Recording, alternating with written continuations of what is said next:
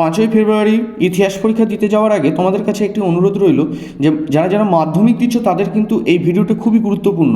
তাই ইতিহাস পরীক্ষা যাওয়ার আগে তোমরা এই সাজেশনটি অবশ্যই দেখে যাও। এখান থেকে কিন্তু তোমরা 100% কমন পাবে। তাই এর আগেও আমি বহু সাজেশন দিয়েছি, তা যদি সেগুলো মিস করে থাকো তাহলে তাদেরকে আমি বলছি যে এই ভিডিওটি অন্তত একবার দেখে নাও। এখানে যে সমস্ত প্রশ্নগুলো দিয়েছি সেগুলো তোমরা রেডি করেছো কিনা, তোমাদের পড়া আছে কিনা।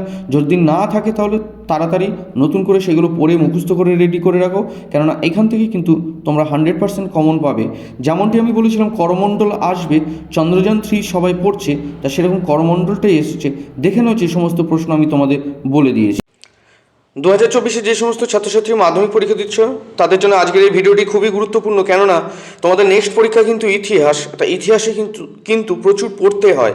তাই আজকে আমি তোমাদেরকে কিছু অল্প বিস্তর সাজেশনটি দিয়ে দেবো, পুরো অধ্যায়ভিত্তিক থাকবে। তোমরা এইগুলো দেখে পড়ে যাও, তোমরা নিশ্চিন্তে মাথা ঠান্ডা করে পরীক্ষা দিয়ে আসবে, তোমরা কমন পাবে। আমি বলছি তোমরা কমন পাবে। তা এই প্রশ্নগুলো দেখে নাও, যে প্রশ্নগুলো তোমাদেরকে এখানে বলে দিয়েছি।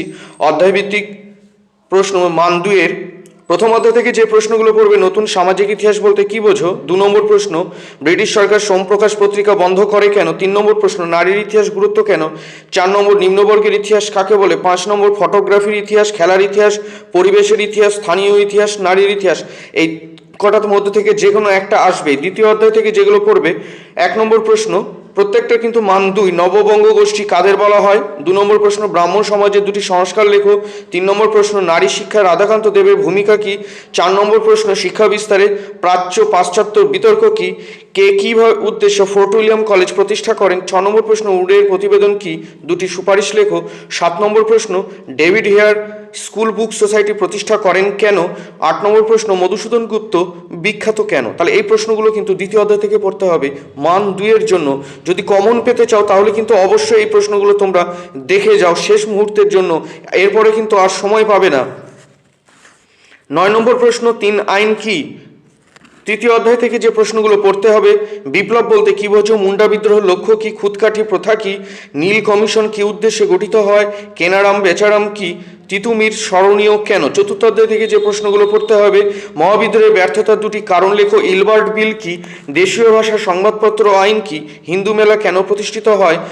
5 নম্বর প্রশ্ন, কে কী উদ্দেশ্যে ভারত সভা প্রতিষ্ঠা করেন? 6 নম্বর প্রশ্ন, ভারত মাতার চিত্রটির বিষয়বস্তু কী? 7 নম্বর প্রশ্ন, জমিদার সভা কেন, কবে, কেন গঠিত হয়? 8 নম্বর প্রশ্ন, 19 শতকের সভা সমিতির যুগ বলা হয় কেন? তাহলে পঞ্চম অধ্যায় থেকে যে প্রশ্নগুলো পড়বে মান 2-এর জন্য, 1 নম্বর প্রশ্ন, শ্রীনিকেতনের প্রতিষ্ঠার উদ্দেশ্য লেখো। ছাপা বই শিক্ষার প্রসারে কী ভূমিকা নিয়েছিল? জাতীয় শিক্ষা পরিষদ কত সালে কী উদ্দেশ্যে গঠিত হয়? 4 নম্বর প্রশ্ন, পঞ্চানন কর্মকার বিখ্যাত কেন? 5 নম্বর প্রশ্ন, কে কেন Bengal chemical pharmaceutical works limited প্রতিষ্ঠা করেন? 6 নম্বর প্রশ্ন, বসু বিজ্ঞান মন্দির প্রতিষ্ঠার উদ্দেশ্য। 7 নম্বর প্রশ্ন, রবীন্দ্রনাথ ঠাকুর মতে শিক্ষার লক্ষ্য কী? ষষ্ঠ অধ্যায় থেকে যেগুলো পড়বে, নিখিল ভারত ট্রেড ইউনিয়ন কংগ্রেস কী উদ্দেশ্যে প্রতিষ্ঠিত হয়? 2 নম্বর প্রশ্ন, ওয়ার্কস অ্যান্ড প্রেজেন্স পার্টি কেন প্রতিষ্ঠিত হয়? 3 নম্বর প্রশ্ন, ত্রিপুরা কংগ্রেসের গুরুত্ব কী ছিল? 4 নম্বর প্রশ্ন, বাবা রামচন্দ্র কে ছিলেন? 5 নম্বর প্রশ্ন, তিন কাঠিয়া প্রথা কী? কংগ্রেস সমাজতন্ত্রী দল প্রতিষ্ঠার উদ্দেশ্য লেখো। 7 নম্বর প্রশ্ন, বঙ্গভঙ্গ আন্দোলনে কৃষকেরা কেন অংশগ্রহণ করেনি?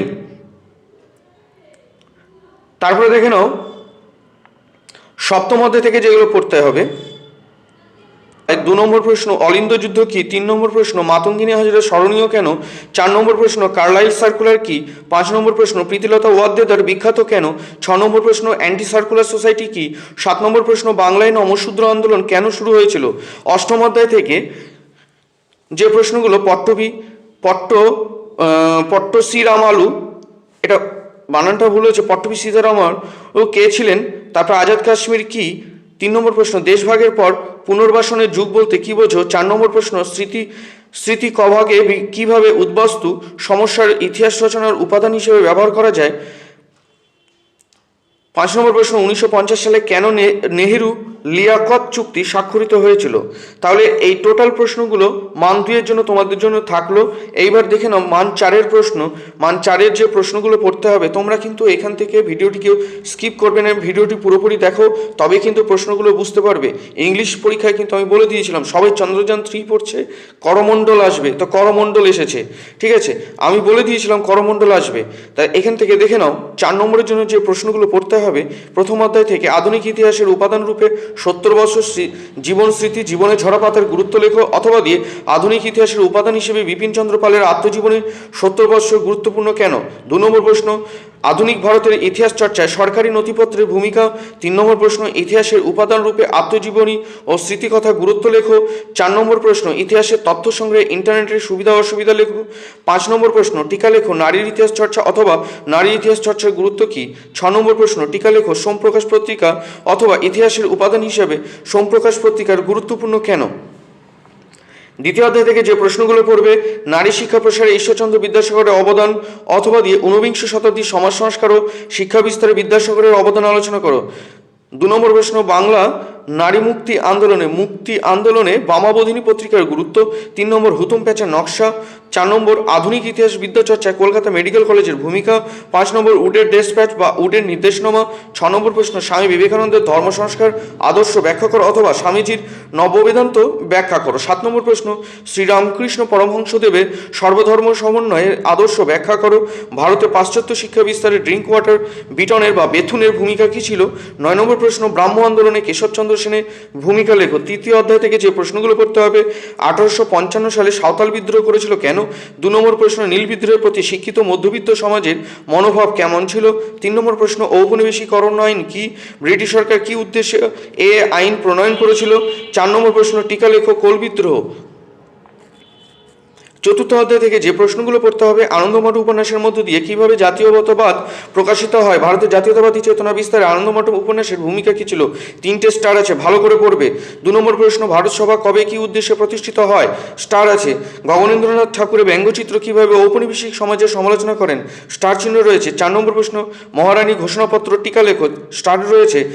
1857 সালে মহাবিদ্রোহের প্রতি শিক্ষিত বাঙালি সমাজের মনোভাব, স্টার রয়েছে। তাহলে যেগুলো স্টার রয়েছে তোমরা কিন্তু সেগুলো অবশ্যই মনোযোগ সহকারে পড়বে এবং গুরুত্ব দিয়ে পড়বে। আর কিন্তু সময় নেই, আর কিন্তু এরকম সাজেশন তোমরা পাচ্ছ না। 6 নম্বর প্রশ্ন, 1857 সালে বিদ্রোহকে কি সামন্ত বিদ্রোহ বলা হয়? এটাও ভালো প্রশ্ন, স্টার দেওয়া হয়নি, তা এটা কিন্তু ভালো প্রশ্ন। 7 নম্বর প্রশ্ন, টিকা লেখো হিন্দু মেলা। 8 নম্বর প্রশ্ন, ভারতীয় জাতীয়তাবাদের বিকাশে গোরা উপন্যাসের ভূমিকা লেখো। 9 নম্বর, ভারতীয় জাতীয়তাবাদের বিকাশে ভারত মাতা চিত্রের ভূমিকা কী ছিল? 5 নম্বর প্রশ্ন, বিকল্প চিন্তা ও উদ্যোগ অধ্যায়। তা 1 নম্বর প্রশ্ন, বসু বিজ্ঞান মন্দির টিকা ছাপা বইয়ের সাথে শিক্ষা বিস্তারের সম্পর্ক। 3 নম্বর, কারিগরি শিক্ষার বিকাশে বেঙ্গল টেকনিক্যাল ইনস্টিটিউট বা বিটিআইয়ের ভূমিকা। 4 নম্বর প্রশ্ন, বিজ্ঞান চর্চায় Indian association for the cultivation of সায়েন্সের অবদান। 5 নম্বর প্রশ্ন, বাংলায় আধুনিক শিক্ষাদানের ক্ষেত্রে মহেন্দ্র সরকারের ভূমিকা কী ছিল? 6 নম্বর প্রশ্ন, ছাপাখানা ও প্রকাশনার অগ্রগতিতে শ্রীরামপুর মিশন প্রেসে কি পরিচয় পাওয়া যায় লেখো। 7 নম্বর প্রশ্ন, বাংলা ছাপাখানার বিকাশে গঙ্গা কিশোর ভট্টাচার্যের অবদান কী ছিল? 5 নম্বর প্রশ্ন। 8 নম্বর প্রশ্ন, মানুষ প্রকৃতি ও শিক্ষার সমন্বয় হিসেবে রবীন্দ্রনাথের চিন্তাভাবনার পরিচয় দাও। 6 নম্বর অধ্যায় থেকে কী কী পড়বে, ওয়ার্কস অ্যান্ড পেজেন্টস পার্টি টিকা, মিরাট ষড়যন্ত্র মামলা টিকা, বারদৌলি সত্যাগ্রহ টিকা, বঙ্গভঙ্গ বিরোধী আন্দোলনের শ্রমিক শ্রেণীর ভূমিকা টিকা, একা আন্দোলনের সম্পর্কে আলোচনা করো, এটাও ইম্পর্টেন্ট। 7 নম্বর অধ্যায় থেকে যেগুলো পড়তে হবে, দলিত আন্দোলনের বিষয়ে গান্ধী আম্বেদকরের বিতর্ক, সশস্ত্র বিপ্লবী আন্দোলনে নারীদের যোগদানের চরিত্র, ভারতের সশস্ত্র বিপ্লবী আন্দোলনে ছাত্রদের অংশগ্রহণ উল্লেখ করো, বাংলায় নমশূদ্র আন্দোলন সম্পর্কে লেখো, অসহযোগ আন্দোলনে নারীর ভূমিকা কী ছিল, বঙ্গভঙ্গ বিরোধী আন্দোলনে নারীদের ভূমিকা কী ছিল। অষ্টম অধ্যায় থেকে যে প্রশ্নগুলো তোমাদের পড়তে হবে মান 4-এর জন্য, তা উদ্বাস্তু সমস্যার সমাধানে ভারত সরকার কী কী উদ্যোগ গ্রহণ করেছিল, ভেরি ভেরি ইম্পর্টেন্ট প্রশ্ন। জেভিভি কমিটি টিকা লেখো। নেহেরু লিয়াকত চুক্তি কি? দেশভাগ উদ্বাস্তু সমস্যা টিকা লেখো। হায়দ্রাবাদ ভারতের ভুক্তি কিভাবে হয়েছিল? জুনাগড় কিভাবে ভারতের অন্তর্ভুক্ত হয়? দেশীয় রাজ্যগুলি ভারতভুক্তির ক্ষেত্রে সর্দার বল্লভভাই প্যাটেলের ভূমিকা কী ছিল? তা এইভাবে মান 2 মান 4-এ যা যা সাজেশন দিলাম তোমরা সময় পাচ্ছ এগুলো পড়ে নাও। এইখান থেকে 100% কিন্তু তোমরা কমন পাবে। তারপরে এখানে ম্যাপ পয়েন্টিং যে যা আসতে পারে সেই ম্যাপ পয়েন্টিংগুলো আমি দেখিয়ে দিয়েছি। তোমরা সহায়িকা থেকে ম্যাপ বের করে সেখান থেকে এই অঞ্চলগুলো তোমরা অবশ্যই দেখে যাও। তোমরা কিন্তু ইতিহাসে ম্যাপ কিন্তু এখান থেকে পাবেই। তারপরে দেখে নাও মার্কস 8-এর জন্য যে প্রশ্নগুলো তোমাদের পড়তে হবে না, শিক্ষা বিস্তারে প্রাচ্যবাদী ও পাশ্চাত্যবাদী বিতর্ক কি, উচ্চশিক্ষা বিস্তারে বিকাশে কলকাতা বিশ্ববিদ্যালয়ের ভূমিকা আলোচনা করো, অথবা দিয়ে উচ্চশিক্ষা বিস্তারে কলকাতা বিশ্ববিদ্যালয়ের ভূমিকা আলোচনা করো, প্রাচ্য পাশ্চাত্য বিতর্ক কি। টিকা লেখো নীল বিদ্রোহ কারণ গুরুত্ব প্রেক্ষাপট। 4 নম্বর প্রশ্ন মহাবিদ্রোহের চরিত্র বিশ্লেষণ করো, ঔপনিবেশিক বাংলায় বিজ্ঞান ও কারিগরি শিক্ষার বিকাশে সংক্ষিপ্ত পরিচয় দাও, অথবা দিয়ে টিকা লেখো বাংলার কারিগরি শিক্ষা বিস্তার।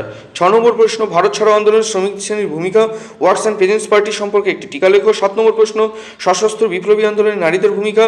8 নম্বর প্রশ্ন ঊনবিংশ শতাব্দীতে লেখায় ও রেখায় কীভাবে জাতীয়তাবাদের বিকাশ ঘটেছিল। তা তোমরা এইভাবে পড়ে যাও, এই প্রশ্নগুলো পড়ে যাও, 100% তোমরা কমন পাচ্ছ।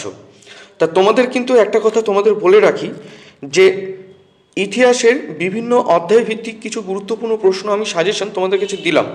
তা তোমরা এইগুলো তো পড়বেই, আরও কিছু কথা তোমাদেরকে আমার বলার আছে যে ইতিহাস যখন উত্তর লিখবে কিছু প্রশ্ন কিন্তু ঘুরিয়ে দিতে পারে।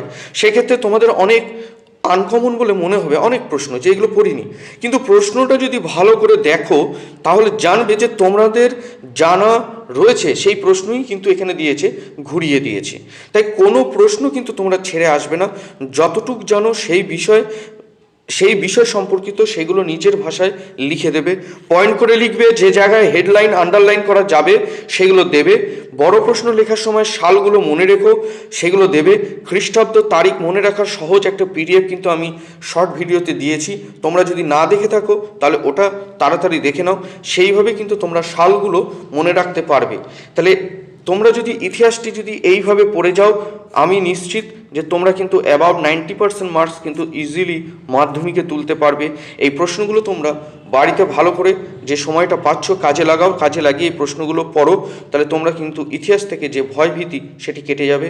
তাহলে প্রত্যেকে ভালো করে মন দিয়ে পড়াশোনা করো, পরীক্ষা চলছে, কোনো রকম সময় নষ্ট না করে এই প্রশ্নগুলো পরের পরীক্ষাটা ভালো দেওয়ার জন্য শুরু করে দাও সময় এখন থেকেই।